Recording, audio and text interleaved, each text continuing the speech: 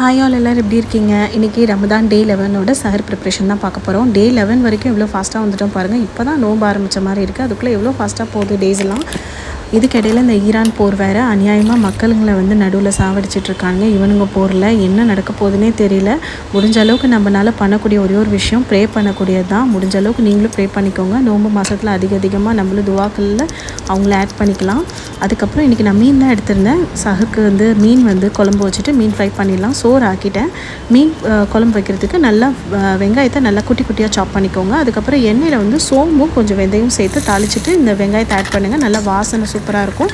அதுக்கப்புறம் வெங்காயம் வதங்கினோன்னே இந்த மாதிரி மசாலாவை நான் வெங்காயம் அந்த எண்ணெயிலே போட்டு நல்லா வதக்கிடுவேன். கொஞ்சம் தண்ணி ஆட் பண்ணிக்கோங்க, இல்லைனா பிடிச்சிரும். வதக்கி எடுத்துகிட்டு அதுக்கப்புறம் தேங்காய், தக்காளி, சின்ன வெங்காயத்தை அரைச்ச பேஸ்ட்டும் நான் அதில் ஆட் பண்ணிக்கிட்டேன். நல்லா கொதிக்க விட்டு மீனை போட்டு அதுக்கப்புறம் புளியை ஊற்றி செஞ்சு பாருங்கள். சூப்பராக இருக்கும். இந்த மாதிரி ஒரு வாட்டி மாங்காய் இருந்தால் ஆட் பண்ணிக்கலாம். என்கிட்ட மாங்காயில் side by side fish fry பண்ணுறதுக்கும் மசாலா ரெடி பண்ணி நான் ஃப்ரையும் கொஞ்சம் பண்ணி வச்சிட்டேன்.